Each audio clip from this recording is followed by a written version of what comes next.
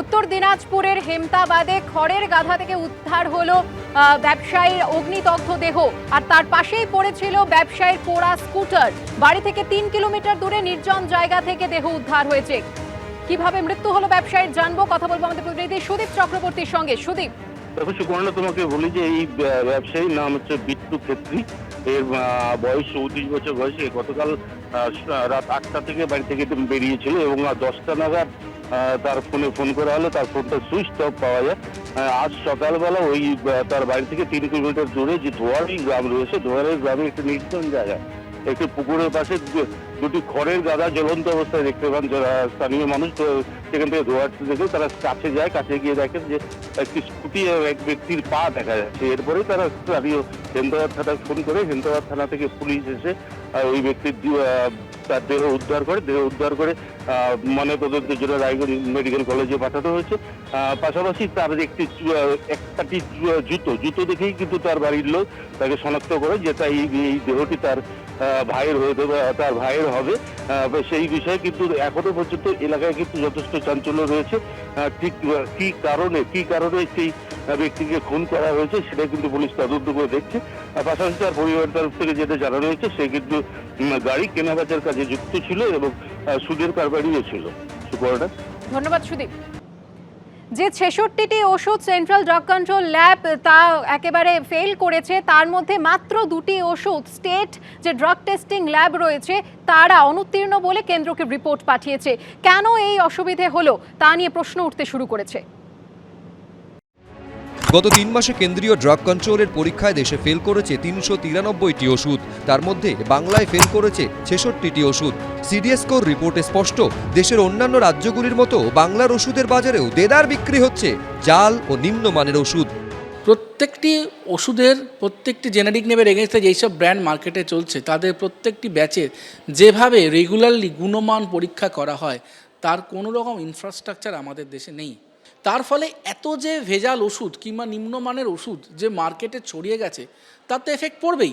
Drug কন্ট্রোলারদের lab testing যে ফেসিলিটিগুলো সেগুলো আরও বাড়াতে হবে এবং রেগুলারলি চেক করতে হবে, এবং তারপরে যারা এই গুণমানে পাস করতে পারবেন না তাদের কঠোর শাস্তি দিতে হবে। সিডিএসকোর রিপোর্টে বলা হয়েছে, গত 3 মাসে এ রাজ্যে বিক্রি হওয়া 66টি ওষুধ গুণগত মান পরীক্ষায় পাশ করতে পারেনি। তার মধ্যে ডিসেম্বরে 17, জানুয়ারিতে 24, ফেব্রুয়ারিতে 25টি ওষুধ ড্রাগ টেস্টে ফেল করেছে। সূত্রের খবর, রাজ্যে 3 মাসে ফেল করা 66টি ওষুধের মধ্যে রাজ্য সরকারের স্টেট ড্রাগ টেস্টিং ল্যাব মাত্র 2টি ওষুধকে গুণগত মানে অনুত্তীর্ণ বলে রিপোর্ট পাঠিয়েছে কেন্দ্রকে। বাংলার বুকে ফেল করা বাকি 64টি ওষুধই পরীক্ষা হয়েছে কলকাতার সেন্ট্রাল ড্রাগ ল্যাবে। কিন্তু সেন্ট্রাল ড্রাগ ল্যাব পারলে রাজ্যের ল্যাব কেন পারছে না? কেন্দ্রীয় সরকারের ড্রাগ টেস্টিং ল্যাবরেটরি যে স্যাম্পল সার্ভে তারা করেছিল, টেস্টিং হয়েছিল, সেখানে দেখা যাচ্ছে যে ওই 66টা স্যাম্পলের মধ্যে ওষুধের মধ্যে 64টাই ফেল, অথচ রাজ্য সরকার এখানে পাস করে যাচ্ছে। এই যে একটা চূড়ান্ত ম্যানিপুলেশন চলছে তার পরিণতিতে কিন্তু এখানে রাজ্য সরকারের যে ড্রাগ টেস্টিং ল্যাবরেটরিগুলোকে অকেজো করে রাখা হচ্ছে এবং যতটুকু রিপোর্ট হচ্ছে সেগুলোকে ম্যানিপুলেট করে দেখানো হচ্ছে। অত্যন্ত নিম্নমানের এবং জাল ওষুধ এইভাবে মানুষের শরীরে মানুষের অজান্তে কিন্তু প্রয়োগ হয়ে যাচ্ছে। ওষুধ খেলে যেমন আমাদের রোগ সারে, তেমনি ওষুধের কোনো রোগ আছে কিনা তা ধরা পড়ে টেস্টিং ল্যাবে। এই গুরুত্বপূর্ণ পরীক্ষা হয় যে স্টেট ড্রাগ টেস্টিং ল্যাবে, সেই ল্যাবের কি অবস্থা? সিডিএসও যে এই 64টা ড্রাগকে বাতিল করেছে তাদের পারফরমেন্সের নজরদারি কে করবে? স্টেট ড্রাগ ল্যাব তারা তাদের কাজটা সঠিক সময় সঠিকভাবেই করছে। তারা যে ওষুধকে গুণগত মান বিচার করে যা রিপোর্ট পাচ্ছেন সেই রিপোর্টটাই তারা দিচ্ছেন। এবার সেই রিপোর্টটা অন্য কোনো ল্যাবের সঙ্গে মিলতেও পারে, নাও মিলতে পারে। নিয়মটা হচ্ছে health is a state subject. সেক্ষেত্রে আমার স্টেট ল্যাব যে রিপোর্টটা দিচ্ছে সেটাই কিন্তু রাজ্য সরকার গ্রহণ করবেন, সেটাই কিন্তু নিয়ম এবং সেটাই করা হচ্ছে। গত 10 জানুয়ারি ঘণ্টাখানেক সঙ্গে সুমন অনুষ্ঠানেই আমরা দেখিয়েছিলাম রাজ্যের সেই পরীক্ষাগারের বেহাল পরিকাঠামোর ছবি।